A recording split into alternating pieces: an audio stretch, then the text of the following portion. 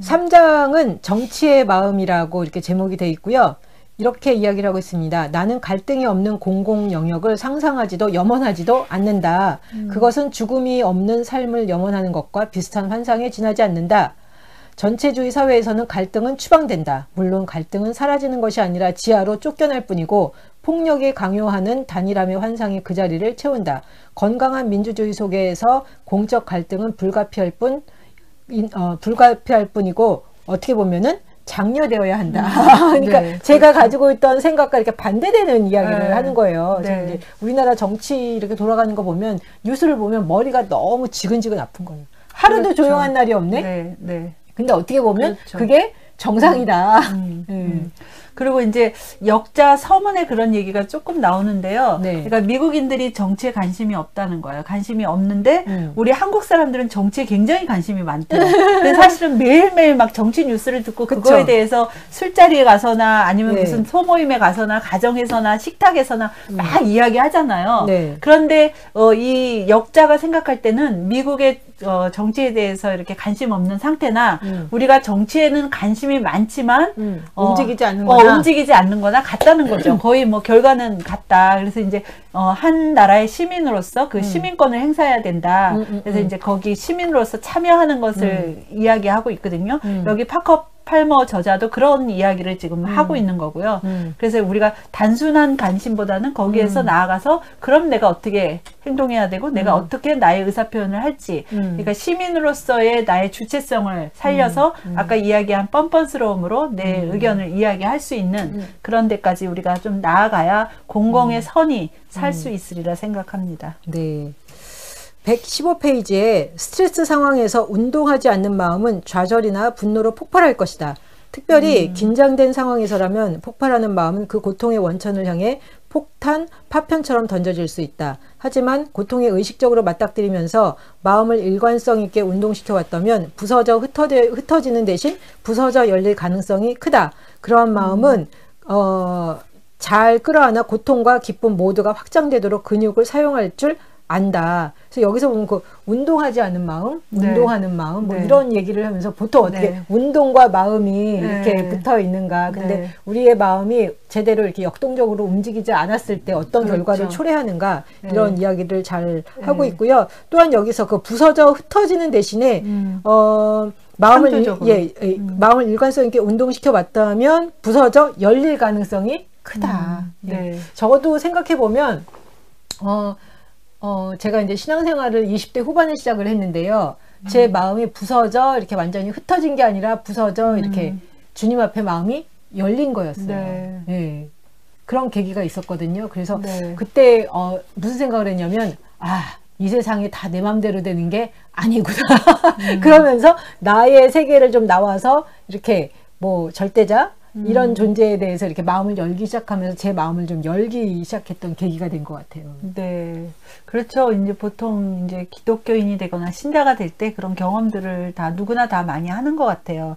그리고 이제 여기서는 그 마음의 움직임에 대해서 이야기했는데 사실 우리가 어렸을 때 너는 생각도 없냐 막 이런 얘기 많이 듣잖아요. 그러니까 생각도 없냐는 게 생각을 안 하고 살면은 안 된다는 거죠. 그런 걸 은근히 우리 부모님들이 또 위에 뭐 사회 어른들이 가르쳐 준 것 같아요. 근데 여기서도 이제 마음의 운동 얘기를 하잖아요. 그러니까 내 마음이 계속 생각하고 성찰한다는 거거든요. 어떤 긴장 상황에서 그렇게 성찰하고 생각했을 때 어떤 창조적인 에너지가 나오고 또 창조적인 어떤 행동이 나오고 그것이 이제 우리 사회를 정말 바람직하고 좋은 사회로 나갈 수 있다. 이런 이야기를 해주고 있고요. 그리고 이제 여기서 예를 든 것 중에 미국의 한 관리 얘기가 나오잖아요. 원래 농부였다가 네. 어떤 이제 간직에 들어가서 일을 하는데 이 사람이 어떤 결정을 해야 되는 중요한 그런 시기에 놓였다는 거예요. 그런 결정을 앞에 두고 있었는데 그때 이제 고민이 많았는데 위에서 상사가 시키는 대로 하면은 이것이 이제 농촌에 그 땅에 뭐 단기적으로는 이득을 낼 수 있지만 땅에는 해로운 그러니까 환경에는 해로운 그런 결정이었대요. 근데 상사는 그렇게 결정하기를 원하고 자기는 농부였던 그 마음을 가지고 보면 그렇게 하면은 망칠 것 같고 환경이 파괴돼서 안 될 것 같고 그런 거에서 이제 고민을 굉장히 많이 하다가 그게 사실은 긴장 관계, 갈등 관계인데 이 사람이 정말로 자기의 마음을 들여다보면서 정말 나는 어떤 것을 원하고 그렇게 결정해야 되는지를 많이 성찰한 뒤에 이 사람이 이제 사실은 상사의 의견과 반대되는 정말로 땅을 생각하는 결정을 하는 이야기가 나오거든요.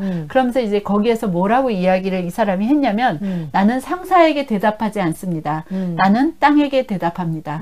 이런 이제 말을 정말 했다고 해요. 명언인 것 같아요. 네네. 그죠? 나는 땅에게 대답합니다. 그러니까 우리가 살아가는데 그런 삶의 자세로 살아야 될 것 같아요. 그러니까 내 옆에 있는 사람, 내 위에 있는 사람, 뭐 어떤 권력 관계에서 눈치를 보고 그렇게 결정하는 것이 아니라 정말로 나는 땅에게 대답합니다 하고 하는 그 농부의 마음처럼 우리는 정말 자연에 대해서 또 뭐 우리 사회에 대해서 나는 정직하게 이렇게 대답합니다 라고 할 수 있는 실천, 용기가 필요하다고 생각이 드네요.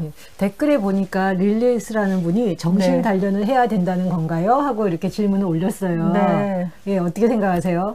그러니까 아까 여기 저자도 이야기하듯이 왜 마음을 단련시켜야 된다 네. 그러잖아요. 네. 그래서 네. 이제 5가지 그 마음의 습관에 대해서 이야기하고 있거든요. 그렇죠. 그걸 우리가 문장화는 안 했는데 네. 아까 이제 2가지로 이야기했어요. 겸손함과 뻔뻔스러움. 네네. 당당함으로 바꾸는 게 더 좋을 것 같은데 어쨌든 단련을 이제 해야 되겠죠. 그냥 갑자기 생기진 않는 것 같아요. 그렇죠. 네. 하루아침에 되는 것도 그렇죠. 아니고 자꾸만 연습해야 되는 것 같아요. 그렇죠. 네, 꾸준히 저희가 이제 네. 저희 마음 상태를 보고 이제 우리가 왜 그런 얘기도 하는데 마음이 굳어 있다.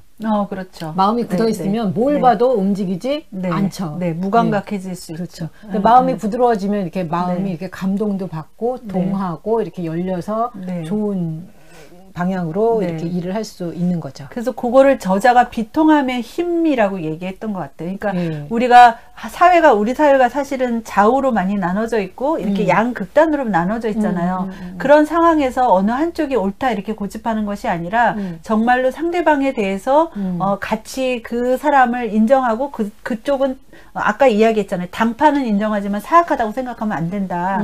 그런 것처럼 그런 상태에서 정말로 어떤 우리가 이제 그렇게 갈라져 있는 거 상태가 사실 굉장히 비통하고 혼란스럽고 안 좋은 상황이잖아요. 그 비통함 속에서 같이 비통함을 같이 느끼는 거 그런 공감의 능력 그 공감을 해야지만 거기에서 어떤 창조적인 에너지가 나오고 힘이 나온다. 이런 이야기를 저자가 하고 있습니다. 그러니까 그게 우리한테 좀 힌트가 될 것 같아요. 네. 부서져 열린 마음은 정말 이렇게 그 부서져 열리면 마음이 비통하겠지만 그 비통함을 통해서 창조적인 그렇죠. 에너지가 나올 수 있고 창조적인 일들을 이루어낼 수 있다. 그래서 마음이 부서지는 거에 대해서 우리가 꼭 너무 두려워하고 이거는 아니야 그게 아니라 그 부서진 가운데 마음이 열려서 더 큰 세계를 보고 더 다른 사람을 볼 수 있잖아요. 나만 보다가 다른 사람한테도 마음이 열리고 그래서 감사한 일이죠. 네, 그렇죠. 네. 여기서 그래가지고 또 저는 이야기하고 싶은 게, 우리가 이제 어떤 상황에서, 갈등 상황이나 복잡한 상황에서 문제를 해결해야 되는 상황에서, 대안이 필요하잖아요. 이제 대안을 찾아 나갈 때 2가지 목소리가 있다는 거예요. 그러니까 외부에서 들려오는 목소리, 그다음에 내 내면에서 안에서 들려오는 목소리. 그럼 그 둘 중에 어떤 것을 택할 거냐? 여러분 정답 아시겠죠? 내 안에 있는 목소리에 귀를 기울이라는 거예요. 그 안에 있는 목소리에서 정말로 이것도 이제 성찰하는 거하고도 관련이 되는데요. 그러면 이제 거기에서 어떤 답이 나올 것이다. 이런 이야기를 하는데 보통 우리들이 그러니까 무의식적으로 그냥 그 내면의 소리를 듣는 것을 어려워한대요. 그러니까 그렇죠. 내면의 소리를 듣는 것을 두려워하고 그걸 들으려고 생각을 안 한다는 거예요. 그런데 이제 그걸 들어야 되는데 그걸 왜 안 들으려고 하냐면 그 소리를 들으면 뭔가 앞길이 안 보이고 그 미래를 알지 못하기 때문에 자기가 길을 잃어버릴까 두렵다는 거예요. 미지의 길로 가는 게 그렇죠. 불편해서. 그거를 이제 안 해봤기 때문에. 그러니까 이제 그래서 이제 자꾸 단련하는 얘기가 또 나오는 거고요.